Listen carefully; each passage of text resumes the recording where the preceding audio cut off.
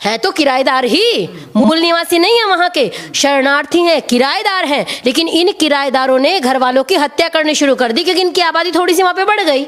या एक कार्टून के कारण जहां हत्या कर दी जाती हो वो धर्म नहीं है, वो आतंकवाद का अड्डा है। चाइना में इनकी नमाज अजान सब बैन है। चाइना में मस्जिदों को शौचालय बना दिया गया, सबने देखा। एकदम मोदी जी ने कहा, जैसे मोदी जी ने कहा तैसे ही फ्रांस के विरोध में भारत में रैली शुरू हो गई। हमारे देश में रिया को मार दिया जाता है क्योंकि उसने कहा मुझे आदिल स्वीकार नहीं है। हमारे देश में निकिता तोमर को मार दिया जाता है क्योंकि उसने कहा कि मुझे ये बंदा स्वीकार नहीं क्योंकि मेरे मजहब का नहीं है और मैं अपना धर्म परिवर्तन नहीं करूंगी। और फ्रांस ने अपने 4 नागरिकों की हत्या का बदला लेने के लिए और इनको सबक सिखाने का काम कर रहा है फ्रांस, लेकिन हमारे देश में सबक सिखाने का काम नहीं करते। ये लोग रोज चिल्लाते हैं हमारे 56 राष्ट्र हैं, हम तो कहीं भी शरण ले लेंगे। उसके बाद भी जब ये शरणार्थी बन के जाते हैं, ये 56 राष्ट्रों में नहीं जाते। और जिस जिस देश ने इनको शरण दी है उस देश में इन्होंने आतंकवाद, जिहाद, अत्याचार, अनाचार और गंदगी ही फैलाई है। किसी भी देश की अर्थव्यवस्था में 1% भी योगदान नहीं दिया। अजी 2 की हत्याएं तो की हैं, 2 की हत्याएं से आप किसी को आतंकवादी थोड़ा ही ना कह सकते हैं। क्यों भाई, लादेन कौन था, कसाब किस मजहब का था? आतंकवाद का कोई धर्म नहीं होता। अरे धर्म नहीं होता तो मजहब तो होता है। हे पाकिस्तान के शुभ चिंतकों, जिस फ्रांस का बहिष्कार करने की बात कर रहे हो ना, वो फ्रांस राफेल बेचता है, बकरियां नहीं बेचता। जैसे ये लोग विरोध करने सड़कों पे आए थे, आप समर्थन के लिए सड़कों में आए, अपने घरों से तख्ती लगाई और हम इंडिया वाले फ्रांस के साथ हैं, समर्थन कीजिए। मैं नाम नहीं ले रही, IAS PCS तक जो लड़कियां बन गई हैं वो भी लव जिहाद से सुरक्षित नहीं, वो भी पहले लव जिहाद के कारण चली जा रही हैं और उसके बाद उनको घर वापसी करनी पड़ रही है। ये आप भी समझ रहे हैं और जो मुझे सुन रहे हैं वो भी समझ रहे हैं। फ्रांस के अंदर अगर महिलाओं को चर्च के अंदर जाकर के मार दिया जाता है, उसके विरोध नहीं करते हैं। अच्छा एक बात बताइए, मैं एक बात समझती हूँ, जैसे एक पोस्टर लगाया और आपने एक शिक्षक की हत्या कर दी, आपने 3 नागरिकों की हत्या कर दी, आपको जो शरण देता है ये वही फ्रांस है। जब इनको कोई शरण नहीं दे रहा था, लोगों ने मना कर दिया हम इनको नहीं रखेंगे, तब फ्रांस ने इनको शरण दी और ये शरणार्थी बन के फ्रांस में आए थे। लेकिन आज शरणार्थी ही है तो किराएदार ही, मूल निवासी नहीं है वहां के, शरणार्थी हैं, किराएदार हैं। लेकिन इन किराएदारों ने घर वालों की हत्या करनी शुरू कर दी क्योंकि इनकी आबादी थोड़ी सी वहां पे बढ़ गई। आप ये बताइए, एक कार्टून बनाने पे अगर हत्या करने लग जाएंगे, एक टिप्पणी पे कारण बेंगलोर फूकने लग जाएंगे, तो ओवैसी को तो जीवित रहने का अधिकार ही नहीं है। क्योंकि ओवैसी ने ऐसी ऐसी टिप्पणियां हमारे गुरुओं पे की है, हमारे धर्म गुरुओं पे की है, राम जी सीता जी पे की है, हमारे सनातन के जितने आदर्श लोग हैं उन पे की है। ये लोग कैसे जीवित हैं फिर? और मैं ये कहती हूँ कि जो एक टिप्पणी के कारण या एक कार्टून के कारण जहां हत्या कर दी जाती हो वो धर्म नहीं है, वो आतंकवाद का अड्डा है। और यही सत्य है। एक टिप्पणी की, आप उसको पूछते जी क्यों की? आप पैगंबर का एक कार्टून बना दिया, आपने उसको मार दिया। कमलेश तिवारी ने एक टिप्पणी कर दी थी, आपने उनको मार दिया। आपके यहाँ जो एक शब्द बोलते हैं उसको मार दे रही है। क्यों भाई? बुद्धि नहीं है आपके पास, विवेक नहीं है, विचार करने का सामर्थ्य नहीं है। ऐसे तो जो एक शब्द बोलेगा उसको मार देंगे, तो हमें तो कितनों को मारना पड़ेगा। जितने ये लिबरल और जितने ये सेक्युलर गैंग हैं, रोज ये राम जी सीता जी पे टिप्पणी करते हैं। अभी नवरात्रि आई, दुर्गा पे टिप्पणी करते हैं। जैसे ही दशहरा आएगा, अपने अंदर के रावण को मारो, तुरंत इनके जान वाले मैसेज शुरू हो जाते हैं। जैसे होली आएगी तैसे इनके मैसेज शुरू हो जाते हैं। इन्होंने कभी कहा कि ईद पे अपने अंदर के आतंकी को मारो? कभी नहीं कहते। दशहरे पे आप रावण को मारो, लेकिन ईद पे वो आतंकी को मारे, ये मैसेज कभी नहीं चलेगा। तो मैं ये कहूंगी, दोगलापन। आप भी दूसरे के धर्म की बेइज्जती मत क्या कीजिए जब आपको अपने की स्वीकार नहीं है। अपने मजहब की बेइज्जती आपको स्वीकार नहीं और दूसरे के धर्म पे टिप्पणी रोज करते हैं, रोज हिंदू धर्म। आप ये बताइए ना, इससे बड़ा उदाहरण मैं क्या दूं? एक टिप्पणी की उन्होंने, और एक ही टिप्पणी कांग्रेस के एक व्यक्ति ने की थी, बेंगलोर फूंक दिया था एक टिप्पणी के कारण। और ये भरे पूरी दुनिया के सामने, पूरे देश के सामने, और दिल्ली जैसी जगह पे कहते हैं कि हिंदुत्व की कब्र खुदेगी। आप ये बताइए, वो भी तो एक टिप्पणी है। जब एक टिप्पणी के कारण फ्रांस में एक तस्वीर के कारण हत्या कर दी जाती है, तो जो हिंदुत्व की कब्र खुदेगी नारे लगा रहे थे, उनको जीवित रहने का अधिकार है या नहीं है, ये उत्तर दीजिए। फ्रांस की सरकार ने बहुत बड़ा एक्शन लिया है। उनके 4 लोगों की हत्या कर दी गई, एक टीचर हैं, 3 लोग चर्च के अंदर मारे गए। तो उन्होंने इतना बड़ा एक्शन ले लिया और उसके लिए उनके राष्ट्रपति के विरोध में यहाँ पर मुंबई में सड़क पर उनके पोस्टर लगा दिए गए। कांग्रेस के नेता हैं, भोपाल में एक बड़ा जुलूस करते हैं। क्या है ये, मतलब क्या दिखाना चाहते हैं ये लोग? मैं तो यही कहूंगी, मैं कल वो देख रही थी, इतना बड़ा जुलूस निकाला गया मुंगेर के अंदर। 100 व्यक्ति दुर्गा विसर्जन करने जा रहे थे तो गोली चला दी गई थी, और जो 10,000 लोगों को एकत्रित कर रहा था वहां से डंडा भी नहीं चला, वहां उनका स्वागत कर रहे थे, और 100 लोगों पे आपने गोली चला दी। ये डबल स्टैंडर्ड किस लिए है? क्या हिंदू यहाँ पे दोयम दर्जे का नागरिक है? और जो लोग यहाँ पे प्रदर्शन कर रहे हैं, मैं तो वो समय देखा है हमने कि जब और लोग इनके कार्टून बनाते हैं और यहाँ पे ये अमर जवान ज्योति को लात मारते हैं, उसके बाद भी भारत इनको पालता है। और मैं पूछना चाहती हूं उस सांसद से, उस विधायक से और उस हर व्यक्ति से, कल मैं उसकी टिप्पणी, जिसने ये 10,000 की रैली की है भोपाल के अंदर, मैं कल उसकी फेसबुक पे कमेंट्स पढ़ रही थी। जो भी गुस्ताखी करेगा उसको ये कर दिया जाएगा, जो गुस्ताखी करेगा उसको बख्शा नहीं जाएगा, फलाना कर दिया जाएगा।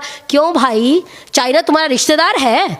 चाइना में इनकी नमाज बैन है, चाइना में इनके सारे जितने कृत्य हैं वो सब बैन है, चाइना में इनकी नमाज अजान सब बैन है, चाइना में मस्जिदों को शौचालय बना दिया गया, सबने देखा। वो फोटो मैंने अपने फेसबुक से भी शेयर किया था कि चाइना आपकी मस्जिदों को शौचालय बना दे रहा है, एक फतवा तो निकाल दो। लेकिन इनको पता है ये भिखारी है, जाना वहीं पे कटोरा लेके है, इसलिए चाइना को कुछ नहीं कहते। वही है, चाइना बलशाली है। और दूसरी बात, एक सबसे गुड़ बात ये है, फ्रांस जो है वो भारत से दुश्मनी नहीं रखता।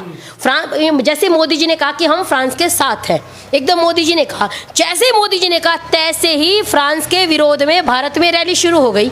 और चाइना हमारा कट्टर दुश्मन है, तो ये चाइना को अपना दुश्मन, चाइना को कुछ नहीं कह रहे, चाइना मित्र है क्योंकि वो भारत का दुश्मन है। मतलब आप ये बताइए, आपकी निष्ठा किस देश के प्रति, आपको ये क्लियर करना पड़ेगा। और कांग्रेस वालों में राहुल गांधी जी और जो ये प्रियंका गांधी, गांधी तो खैर नहीं है, वाड्रा है, लेकिन गांधी नाम से रोटी चल रही है तो गांधी लगाएंगी। मैं उनसे भी कहना चाहती हूँ कि एक बार अपने लोगों को बताइए तो सही कि फ्रांस में इतने बेशर्म लोग हैं। एक तो हत्या कर दी, शिक्षक की हत्या कर दी, 3 व्यक्तियों की हत्या कर दी। आपको रैली उनके विरोध में निकालनी चाहिए थी कि किसी की हत्या का आपको अधिकार नहीं है, लेकिन आप किसका विरोध कर रहे हैं? जिन्होंने, मतलब इतने उल्टे लोग हैं, पता नहीं इनका मस्तिष्क कहाँ चला जाता है। ऐसे हत्या को इनको कहना चाहिए कि अगर इस्लाम ये कहता है तो हम ऐसे इस्लाम को नहीं मानते, लेकिन ये उसके विरोध में नहीं, ये फ्रांस के विरोध में रैली निकाल रहे हैं कि आप उन पे एक्शन क्यों ले रहे हैं? क्यों भाई? कोई आपको मार के जाएगा तो आप उस पे कहेंगे तो सही, भाई तूने कैसे मार दिया? और मैं फ्रांस के नेताओं को और फ्रांस के लोगों को कहूंगी कि आप बहुत सौभाग्यशाली, आपको ऐसे नेता लोग मिले हैं। एक व्यक्ति की हत्या हुई थी, एक शिक्षक की, राष्ट्रपति तक उस शिक्षक की जब हुआ, वहां पे उसको जलाया गया, अंतिम संस्कार किया गया, उस समय वहां पे विद्यमान थे जब अंतिम संस्कार हो रहा था। लेकिन हमारे देश में चंदन गुप्ता को मार दिया जाता है, हमारे देश में कमलेश तिवारी जी की हत्या कर दी जाती है, हमारे देश में अंकित सक्सेना को मार दिया जाता है, हमारे देश में रिया को मार दिया जाता है क्योंकि उसने कहा मुझे आदिल स्वीकार नहीं है, हमारे देश में निकिता तोमर को मार दिया जाता है क्योंकि उसने कहा कि मुझे ये बंदा स्वीकार नहीं, क्योंकि मेरे मजहब का नहीं है और मैं अपना धर्म परिवर्तन नहीं करूंगी। हमारे देश में ऐसी अनेक, डॉक्टर नारंग को सरेआम मार दिया जाता है, हमारे देश में राहुल राजपूत को, हमारे देश में ऐसी अनेक हत्याएं, पालघर में सीधे सीधे सबने देखा सरेआम मार दिया गया, हमारे देश में लव जिहाद के कारण हजारों लड़कियां मारी जा रही हैं, हमारे देश में साधु संतों को सरेआम मारा जा रहा है। लेकिन हमारे देश के एक भी व्यक्ति के कान पे जूं नहीं रेंगती, एक भी नेता को नहीं लगता कि ये हत्याएं गलत है। और फ्रांस ने अपने 4 नागरिकों की हत्या का बदला लेने के लिए और इनको सबक सिखाने का काम कर रहा है फ्रांस, लेकिन हमारे देश में सबक सिखाने का काम नहीं करते।